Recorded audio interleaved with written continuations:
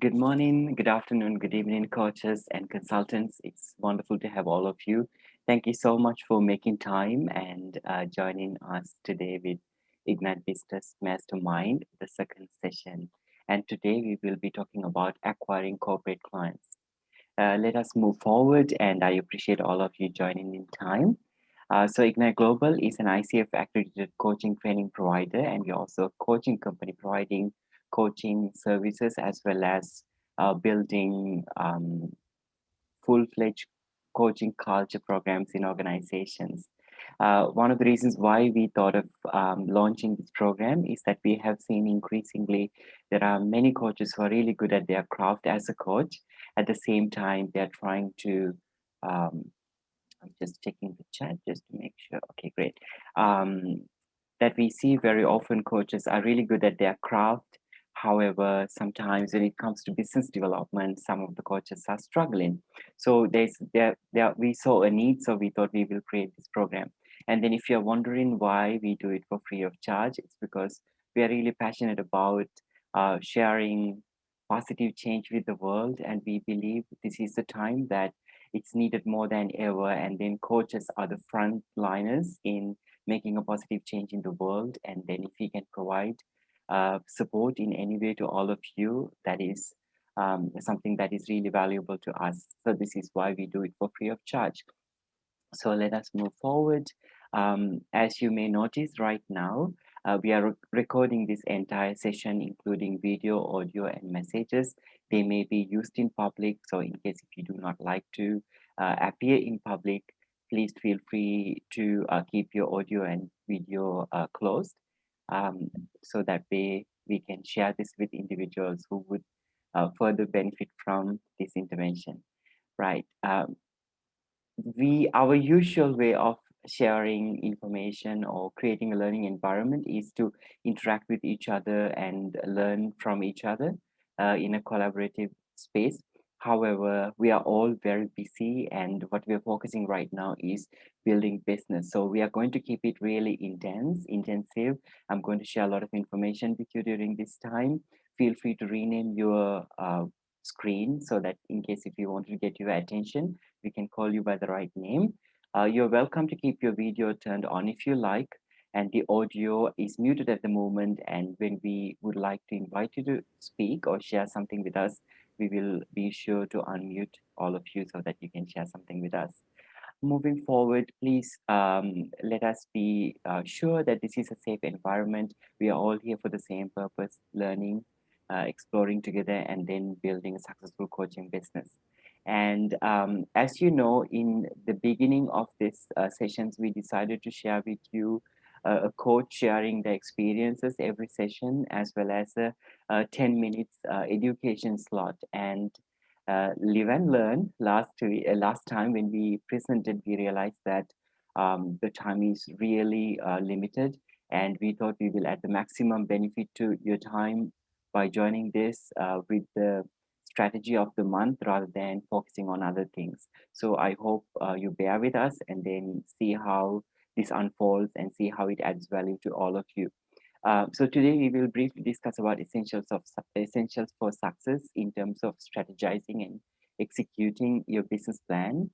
And we will share the strategy of the month, which is acquiring corporate clients. And then if we have enough time, we will also do an accountability breakout room and also to answer your questions towards the end of this session. Right. So essentials for success coaches, we need to keep in mind, we are happy to provide you with mastermind components where you may have some learnings. Maybe you already know some of this information. You might be able to fill the gaps or complete the puzzle in your mind if you had questions in terms of each topic that we bring to you. And the second most important thing is that everything that we share here is not going to magically create business for you tomorrow morning or the next week. It's going to take time and it's going to be a process. It would take at least 6 months to a year. So if you are really keen and motivated to become a professional coach and also become business success, build a successful business, I would say taking actions is very important. And as coaches and consultants, we all understand how important it is to have a good accountability plan in terms of moving forward with the plans that we create. Today, we are not going into details. However, during our last session, we discussed some steps how to create that mastery in all of these actions that we create. Feel free to have a look at the video from the last time. So I would like to let all of you know, in case if you are experienced and you're already working with corporate organizations, this session is created for the coaches who are really starting this whole process from ground up. As you may have noticed in the registration form, we ask you if you have experience as a coach and if you would like to share.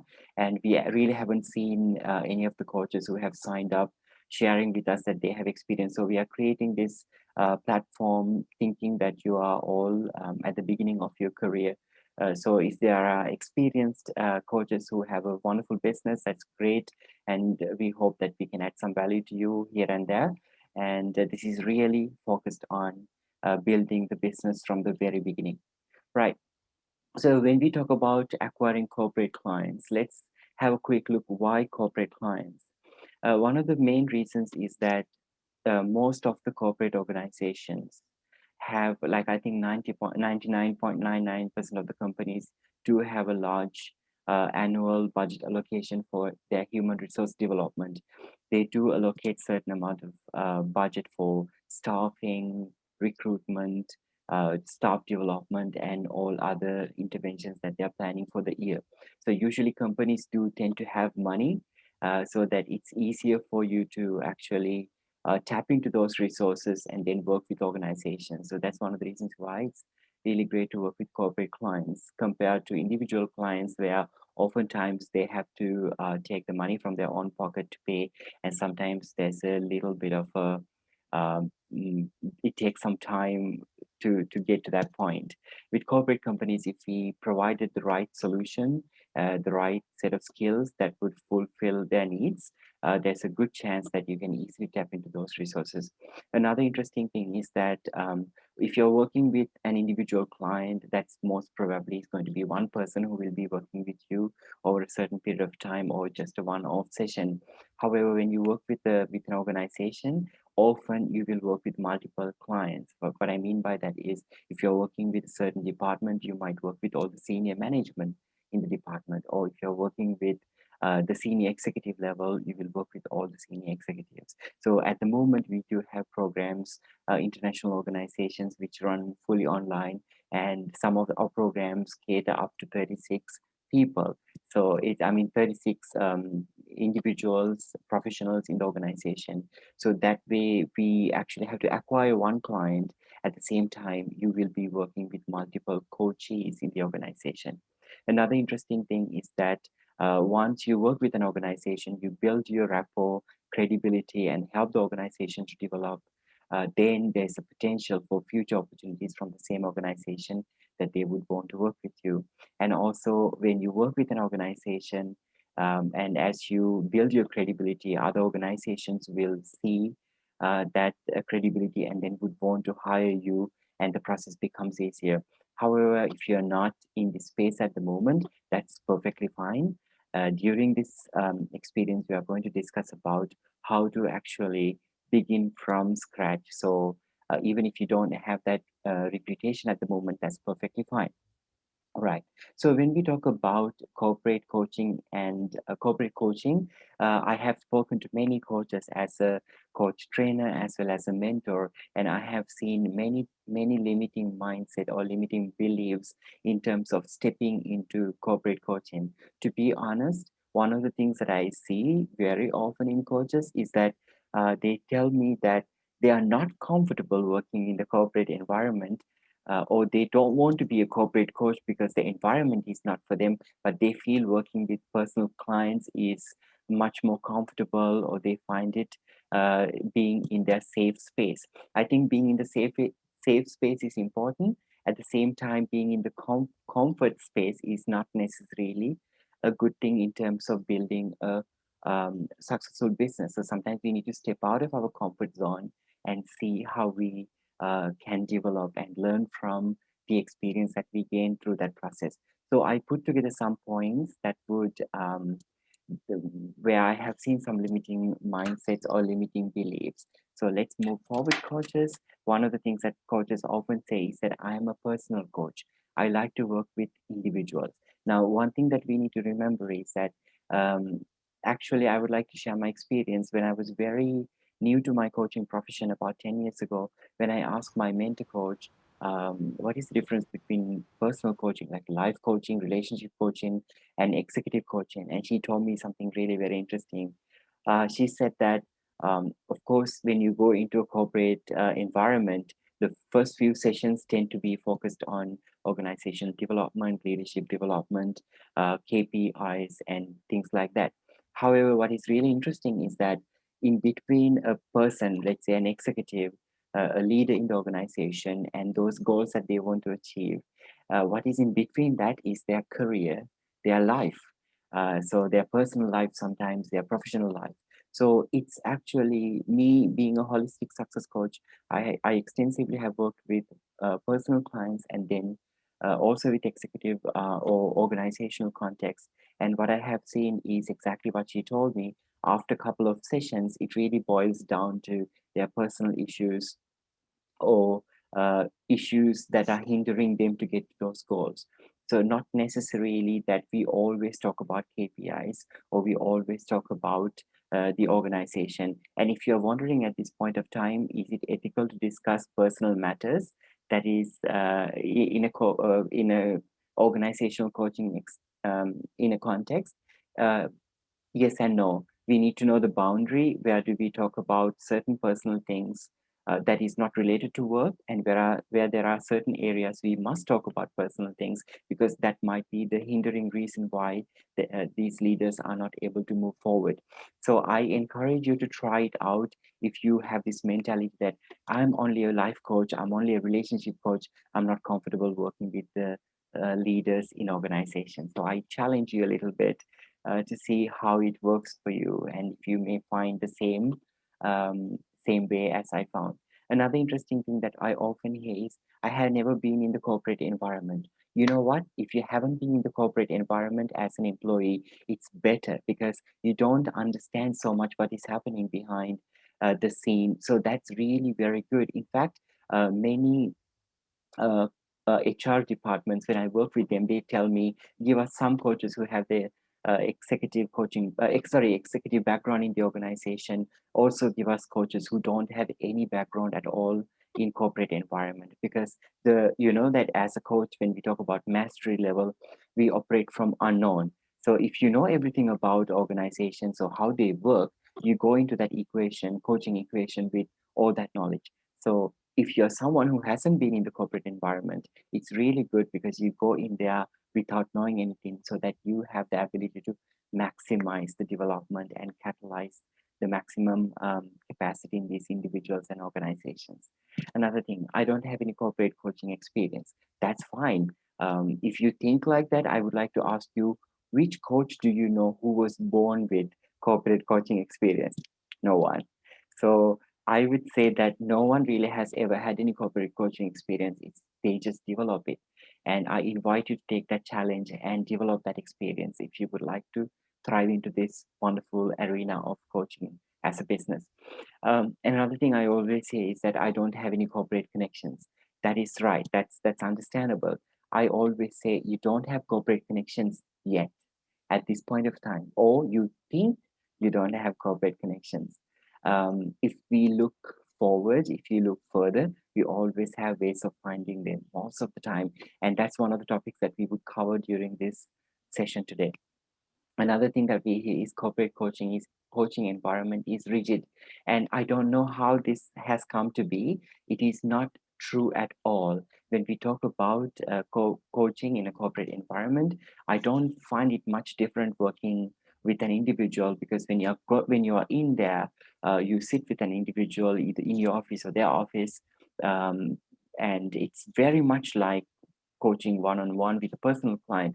The only difference might be the bidding process, the contracting process, the legalization process, and all of that. And what I believe is that as a coach, we should be competent in being able to do all of that, regardless whether we are working with personal clients or with the corporate clients. So again, I challenge you, if you think it's a rigid environment, find out yourself, and it's not what we hear always.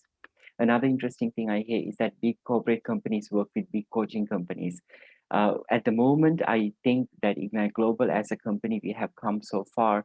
However, we didn't come to where we are in one step. It took us a long time to develop where we are. And there were so many organizations who were willing to work with me as a coach, even when I did not even didn't have Ignite Global legally established as an organization. So this is also not true.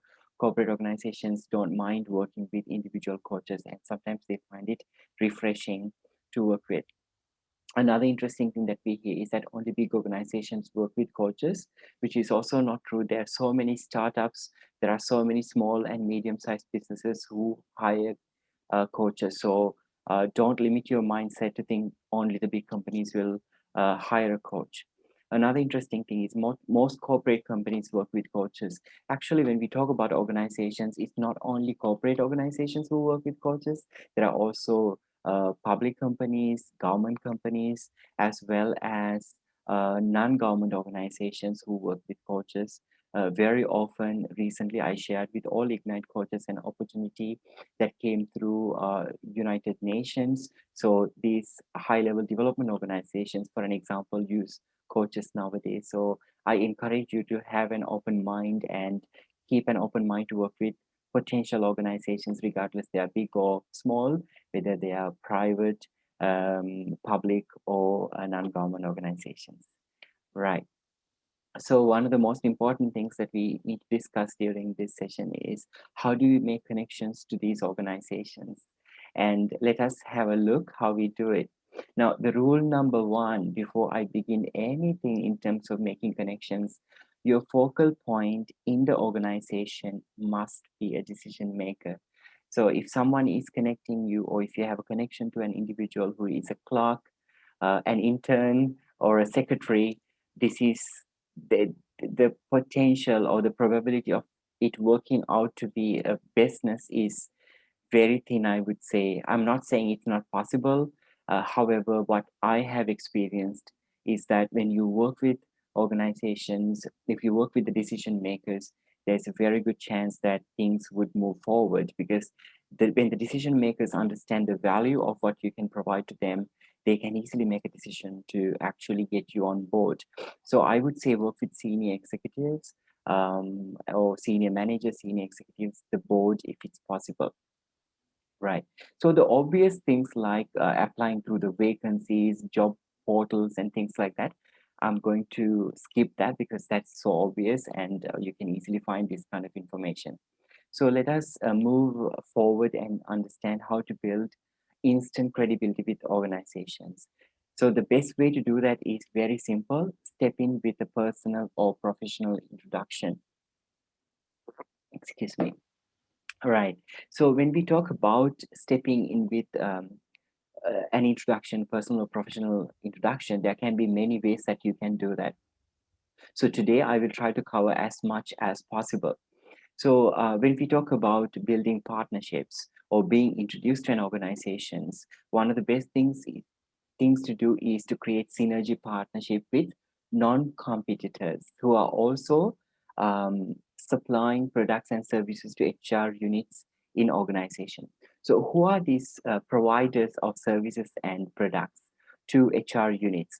I would not encourage necessarily organizations who provide just any service to corporate organizations or certain organizations, because if you really want to connect with a focal point who has the ability to actually narrow your path and get you on board, it's mostly the HR unit. So if you can work with individuals who provide services to HR units, your chance of getting introduced or being introduced to the right person, the probability increases. So looking at this, there are recruiting companies, there are training companies, human resource development companies, business incubators, human resource associations, team building, change management. There's a lot of organizations who provide services to directly to HR department in organizations. So there may be some training companies, HR development companies where there are coaches already working for them, or they already have those links built up. If that's the case, your chances might be to build up or to work a little bit harder or smarter. However, there are so many organizations, they focus on their business, but they have forgotten about other ways of business development. So if you go in, if you talk to them directly and share with them how you can add value to their services, to their customers, and there may be a potential that they want to work with you in synergy. So you could call it a power team, or you can call it a synergy team. So going and pitching business together. And when you do that, uh, what happens is now it's an interesting equation. An organization, an HR unit of an organization needs a recruiting company because they need to hire people. So they are in need, so they go to the recruiting company. But on the other hand side, we are the other way around. We are the service provider and we need the company. But if you actually connect yourself with the recruiting company, when they come to the recruiter, you are kind of already, you already have that rapport with the organization, or you already have that credibility of that recruiting company or any other organization that you think is valuable. So this way, your first step to the organization that you want to work with becomes much more easier. So I invite you to think about this. So when you look at building partnership with the organization, the first thing that you can do is direct contact for business development, like what we call a cold call. Often, if you clearly specified in your email or in your call that you're calling because you would like to create a win-win situation with business development, revenue share, or something like that, there's a good chance those people will open up to you. Sorry. Um, I think it's also a really very good time right now because many organizations don't hire many people because of the pandemic situation, or their the operations have slowed down. So if someone comes with a fresh idea, they might be happy to open up, listen to you, and then also maybe to actually incorporate what you can do. Another thing that you need to share with them very clearly is that you don't have a conflict of interest, or you're not a competitor for them. This is important to get it across to them so that they would feel comfortable talking to you. Another important thing is that simplify how you're going to add value. Are you going to share certain profit, or are you going to provide coaching to the organization? Whatever it is, make it irresistible, make it something that they can't say no to. So I invite you to be creative and think about how can you create these partnerships and how you move forward with them. And another interesting thing that you can do is to build your alliance. Now, this is when I say build your alliance, they may be your own competitors.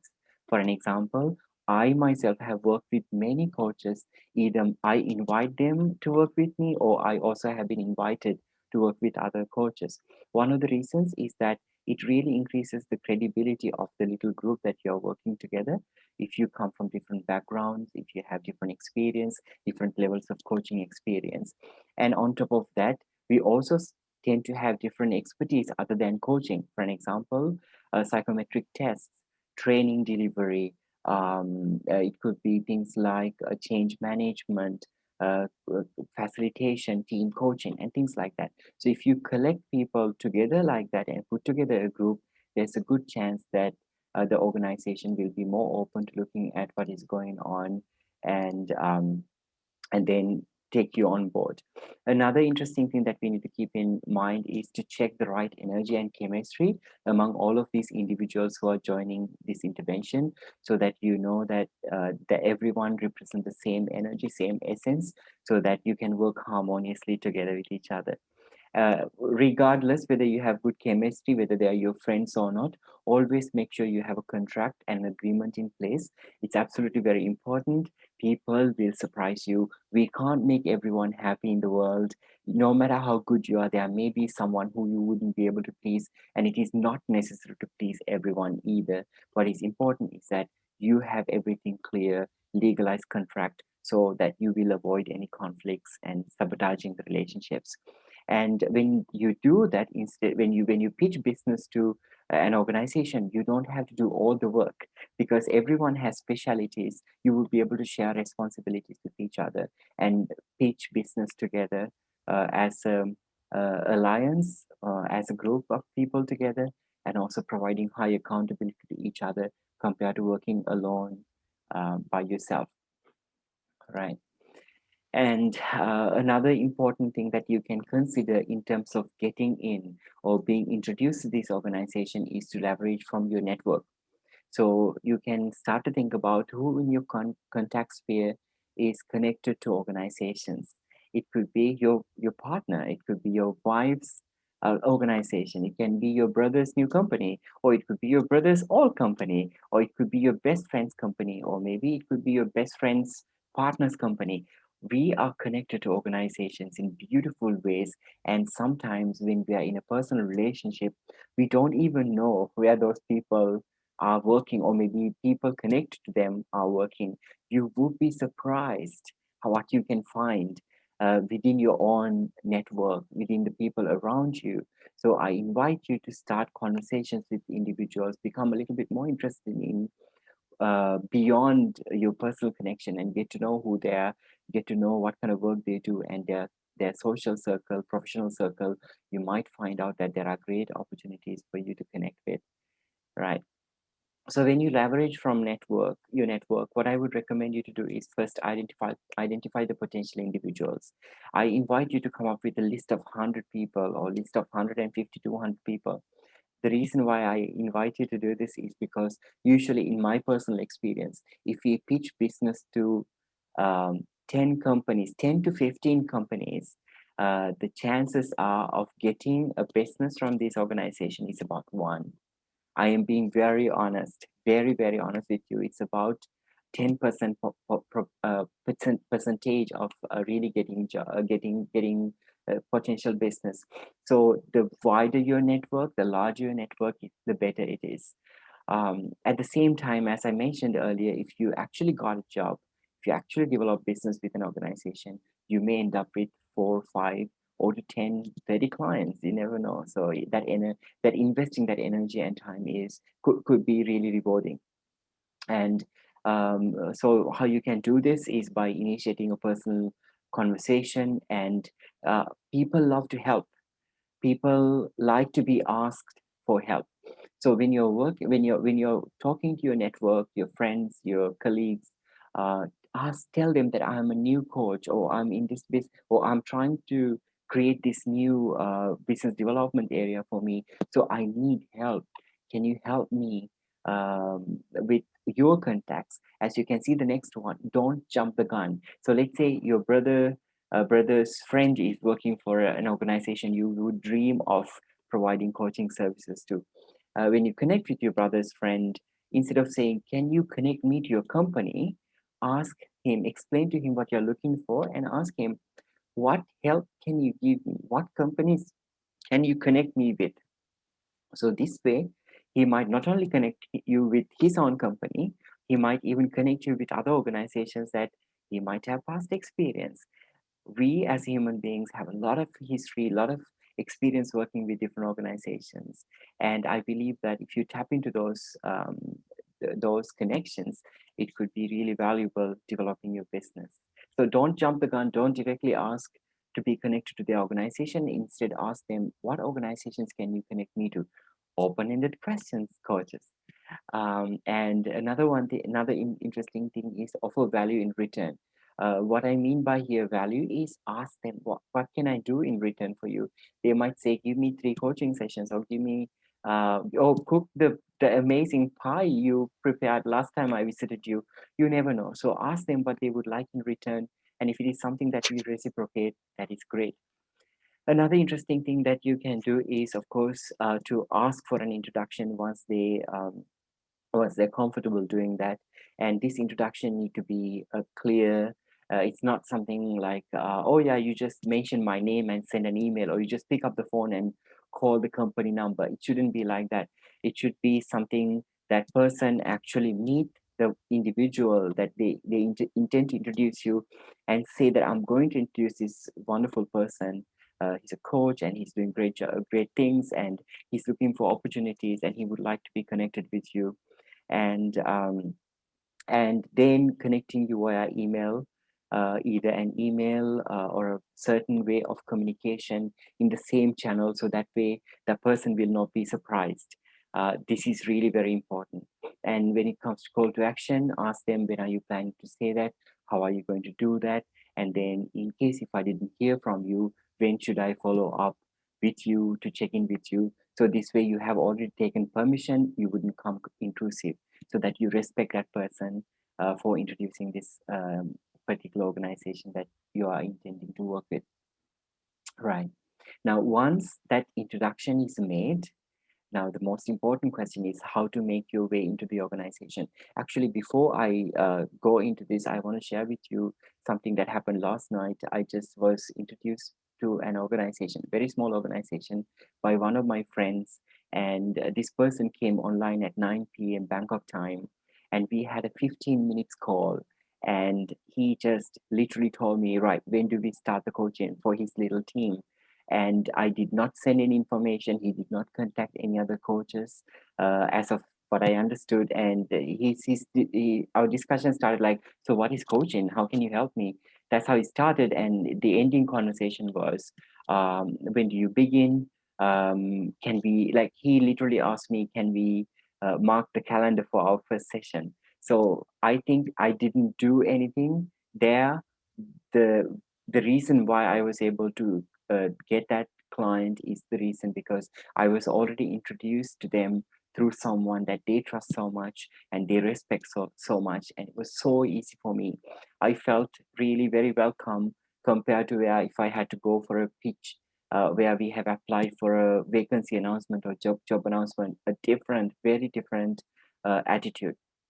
So this is why going with a known person, that interaction, you're halfway through, the many layers of walls are already down, you're already actually there. If you do your business presentation right, there's a good chance that you will be able to get that job. Right. So the next important question is, how do you get that job? How do you make your way into the organization? So let's have a look. Now, if you have purchased a mobile SIM card or internet package recently, or um, years ago even, you may have noticed that they bundle things up. They tell you, you get internet, you get roaming, you get calling, you get text messaging, you get MMS, you get this bundle of services all put in together. And this is how really the businesses operate. If you consider things that you have bought, services you have purchased in the last couple of months, the weeks, you will see that there are many services that come as a bundle together. So I invite you to think about coaching the same way. If you just went out there and said, I'm a coach, I do coaching, that is good. There's nothing wrong with that. At the same time, if you can bundle up your skill set and come up with something more powerful, more valuable, there's a good chance that people would want to consider all those options together. So not, and also on the other hand side, not every organization understands coaching. Well, there are certain companies from North America, Europe, very much aware of what coaching is. That, however, like for an example, in Thailand, not many organizations are really aware of what coaching is or the impact of coaching. So it's the best to begin with the language they understand. If you felt that you had to say that you're a consultant to begin with, that is all right, because as a consultant you can offer many different services, and one of the services can be a coach, and then you can have a different coaching agreement and practice as a coach, put your coaching hat and start practicing as a coach. So I invite you to speak their language. Now, when you bundle up your skill set, there can be many different skills that you can put together. So for an example, psychometric tests, team coaching competencies, soft skills training, sales and marketing training, change management, or the list can go on for a very long, So you decide what skills you actually you possess and how you can combine them together and speak the language of the organization, so that there may be a better possibility for you to actually penetrate through. Like another thing that you also could focus on is that stand out from the crowd. Like for an example, when we talk about team coaching as competencies, ICF only just released the team coaching competencies 3 to 4 months ago. So in other words, team coaching at the moment is like how individual coaching 2.5 decades ago. So there's so much potential, there's so much space for team coaches to grow into organizational context. So think about what is that skill that could stand out for your advantage and promote that forward. And there's a good chance that you might be able to business develop with that. Right. And another thing that we need to do when we go into a corporate organization, non-government organization, any organization for that matter, if you just said, I can coach anyone in your organization, it's very confusing for the HR department. If they don't necessarily understand what coaching is, it becomes even more difficult. Even for an organization who understand what coaching, even if they're working with coaches, still it is complicated when you say, I can coach anyone in your organization. So I invite you to define your specialty. I'm not talking at the level of finding a niche. It's more like having a focus. What can you coach and who can you coach in the organizational context? So identify a problem you can solve. Now, when we talk about a problem, it could be conflict resolution, for an example. It could be leadership development, team dynamic. It could be pretty much anything, communication, whatever it is that you think you can cover through your coaching, or you feel that you're comfortable operating in that space. Begin with that. You may be able to do all of that. That is okay, but all of this is confusing for organizations. So go with one or two um, aspects or specialties which are also true problems for organizations. For Thailand, for an example, one of the biggest problems that we are facing right now is the turnover, high staff turnover. So if I said I can, when I walk into the corporate environment, and if I told them, as a result of my coaching, I can reduce the staff turnover, that that really gets their attention, because they spend millions of Thai baht every month, because they have to keep recruiting people all the time. So if I charge them a 1/10 of what they spend every month, as a result, if I can retain 50% of their employees, they see value there. So speak their language, find a specialty that would speak to them. So this way, there's a very good chance that you will get in. And another interesting thing is identify a target group within the organization. Don't say that I will work with anyone. And if you have said that, later on, if you said you will provide pro bono coaching, they will make you work with a clerk, or they will make you work with an intern, and that gets you nowhere, because they are not decision makers. So be clear whom you would like to work with. If it is senior executive team, be clear about it. Tell them that you work with senior executive team. Or is it the new senior managers who have been just promoted? Tell them that's the group that you work with. Or do you work with female leaders who have been who are so capable that they actually can uh, become much better or much higher in the organization? Tell them very specifically whom you would like to work with. It's easy for them to understand, and they can relate to their problems, and they go like, oh, well, we have that problem, and here you are. That makes sense to them. Another interesting thing is, before you go in, have an idea what is the time frame like for a typical coaching engagement. When they ask you, so how long do you think you need to coach to solve this problem? If you said, oh, I don't know, we need to find out. When you say things like that, it is true, of course, we don't know how long they would need in a coaching engagement. Sometimes it takes time. We need to find out, but have at least a typical typical idea, or an idea that would serve in a common way, so that you can easily express to them. And then later on, when you go into the contracting, confidentiality agreements, legal stuff, then you can always change those things and cater to their exact needs. And another good thing that you can do is build your credibility. Have your referrals, testimonials in hand. Now, so some of you might not have it in that spectrum in the organizational context. That's all right. We will talk about that as well in this experience today. Right. So moving forward, be prepared with your offers. If you are a very, very new coach going into the organizational coaching context, I would say at the beginning, you may get some opportunities to work in paid assignments. That's amazing. That's great. At the same time, you might have to find your way into the organization by providing some pro bono coaching. And also, remember, we were talking about just in the previous slide of not having testimonials or credibility in that area.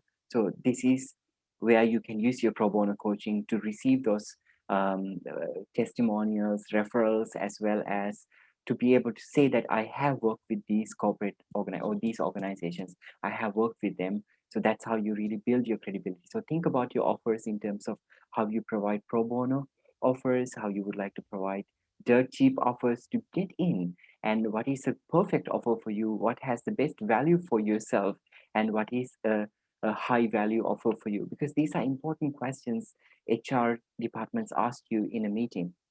So being prepared for all of this is absolutely very important, because it's something you would come across that you're not confident, you're not used to doing these kind of things if you're thinking them on your feet right then and there. So think about what questions they would ask.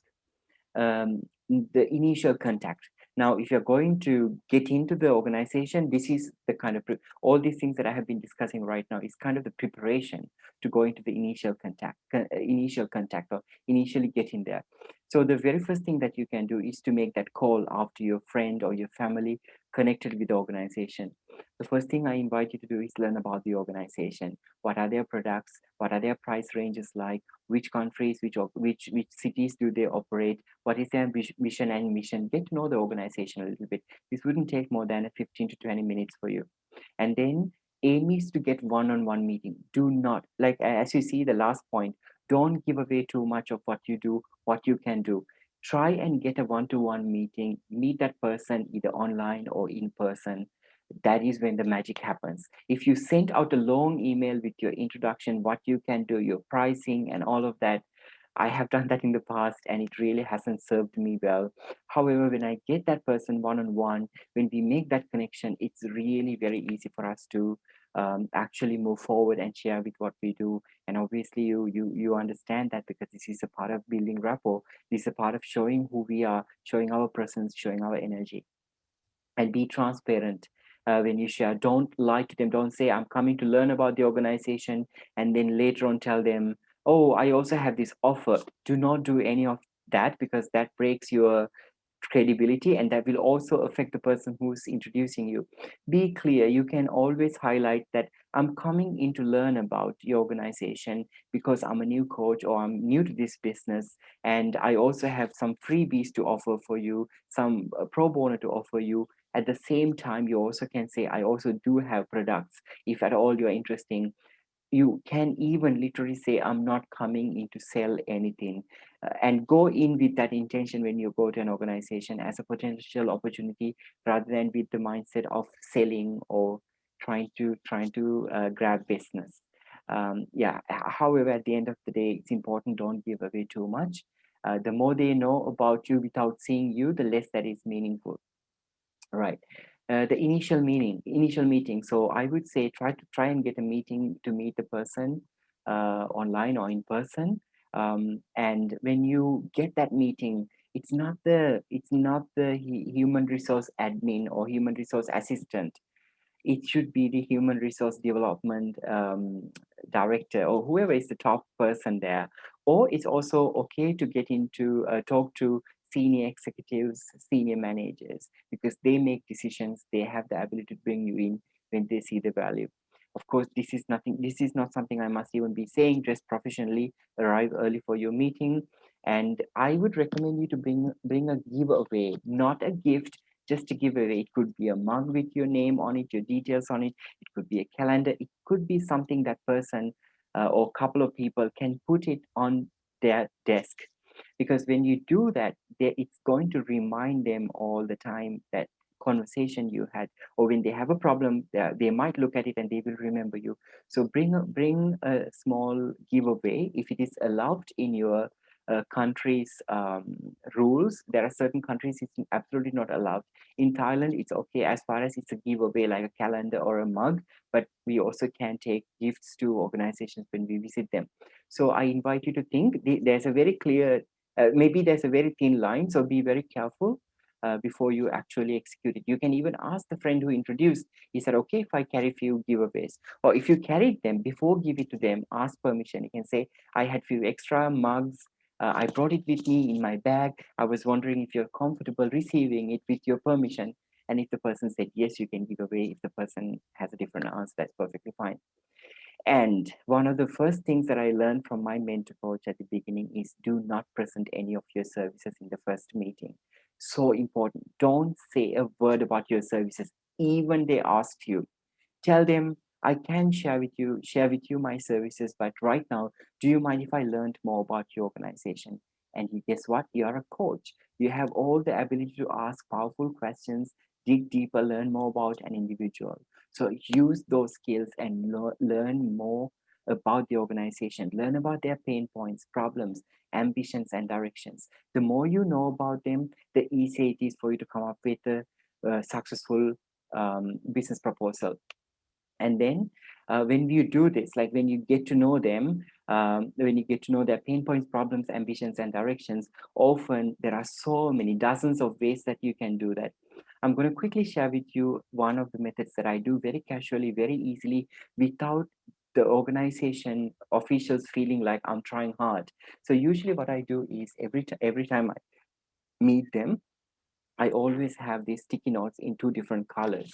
And when I tell them, do you mind if we had a discussion?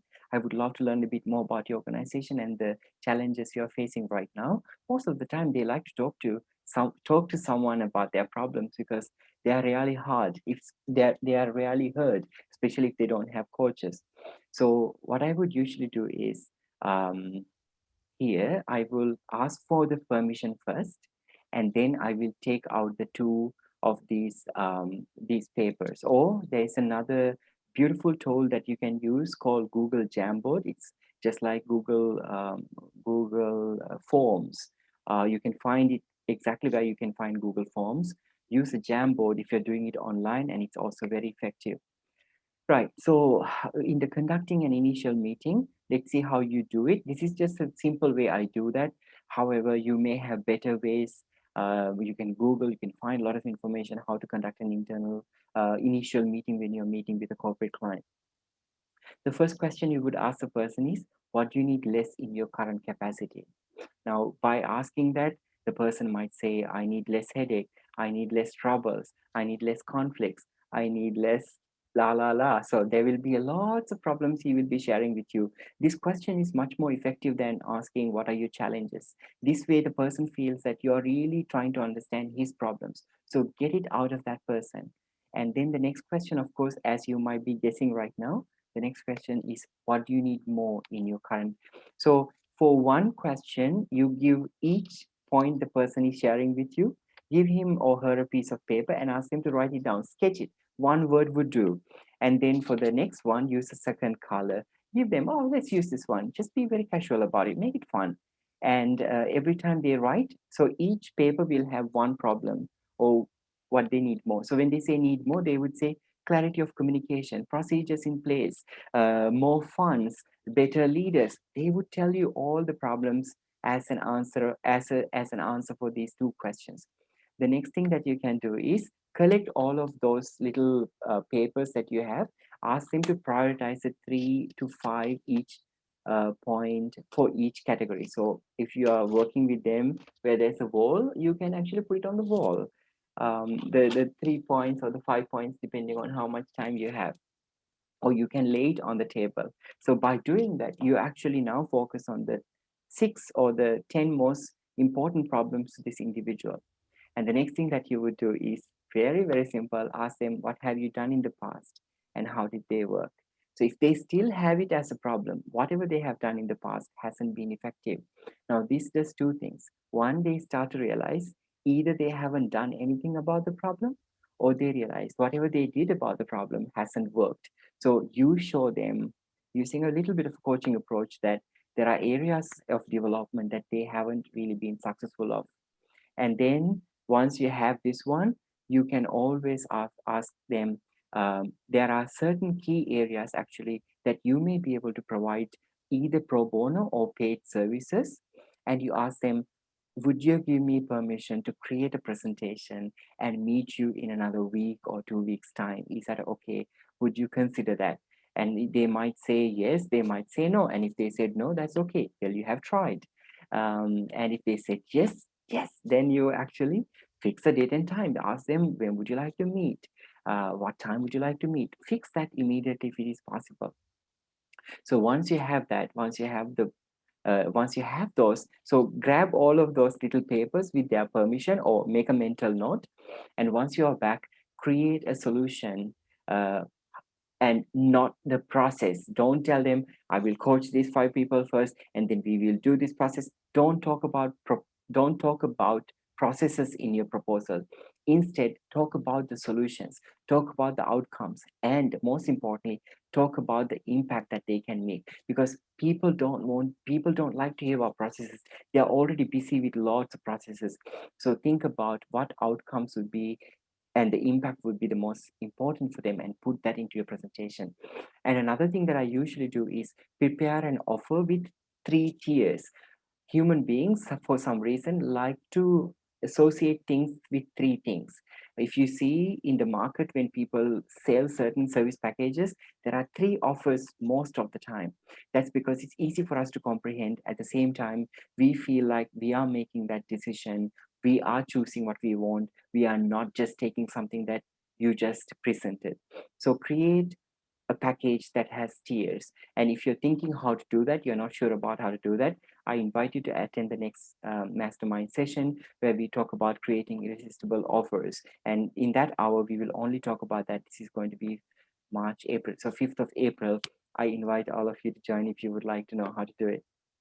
And then creating credibility with pro bono offers. Now, once you present it to the organization, of course, there are several possibilities. They might go for your high value product, or they might go for what is the best value for you, or they might just end up doing something that is cheap just to test the water. If you get into any of these areas of that they are willing to spend money and then work with you, that's fantastic. That means that you really have on their something in their heart. So that's really good. In case if they said, well, we don't have the funds, we already have a coach, blah, blah, blah, all those excuses, then you can say, right, that's fine because I'm a new coach. Like I said earlier, I also have some pro bono coaching. Would you like me to share with some of the coaching? And at the same time, the number of coaching hours you provide, don't make it too much, don't make it too little. Like for an example, if you're providing 2 sessions, that's probably not going to be enough for them to see any impact. You would do like a discovery session, and then in the next session you would just talk about one problem. And as you know, coaching takes time, and so allocate a certain number of hours that you feel that would create an impact in that one individual or 2 3 individuals that you would be working. That is absolutely up to you. However, at the same time, only work with decision makers. Be very clear that you would only work with the senior management or the senior executive. Do not work with anyone below that. You can work with them later once you get paid, but work with the decision makers, and you know why. And then main focus should be coaching. Here, do not give pro bono trainings, pro bono anything else, because focus on your main thing that you want to promote, which is coaching. So go ahead and provide only coaching as pro bono. This is an advice that I give you in my personal opinion. However, if anything else works for you best, I absolutely have no problem. And remember to create an energy exchange. It may be pro bono, but doesn't mean it doesn't need to be absolutely free of charge. You can always ask, are there anything that you can give me to reciprocate from your organization? You don't know what it is, but they might have something, coupons, discounts, whatever it is. If they give you, take that. As another way of energy exchange, you can always tell them, well, as in return, I would use your logo, a company name as one of my clients, and also every individual who works with me also need to provide me a testimonial, or an acknowledgement that I have worked with you. So when you do this, even if an organization turned you down, all the effort that you have made up to that point is not wasted if you actually can acquire some referrals, potentially testimonials, or any other service in return that they can offer. So this way, you also, for ICF requirements, you also can consider it as paid coaching, so that way you really gain something out of it. And another interesting thing is they might not pay you immediately, but these executives or these leaders who underwent coaching, who saw the power of coaching, when they actually have a problem at a later stage, they may remember you and they may call you. I have had instances where I do like a pro bono session in January, and then I get a call in October urgent situation, they don't have the time to do the bidding process, the only coach they know is you, so they hire you. I have had this many times actually. Right. And another one last thing that I would like to share with you is that if you are going into this process, invest in a business mentor. Now, in my personal opinion, my personal choice, I will not work with a coach who help other coaches. I would only work with a business coach who has done that and been there, who has walked the path. I can clearly see that person has developed himself or herself as a coach by coaching, by working with organizations, and now that person is sharing that information. So I invite you to think about that. So this way you can learn from others' mistakes because they already have failed many times. You don't have to fail the same way. And also, as you know, there are so many processes involved in terms of production of documents, legalities, and all of that. And if you're working with an experienced mentor who has been there, you don't have to reinvent the wheel over and over again, creating those documents and having to attend to all those things. Your mentor might be generous or might include in the package where they will provide you all of those information as well.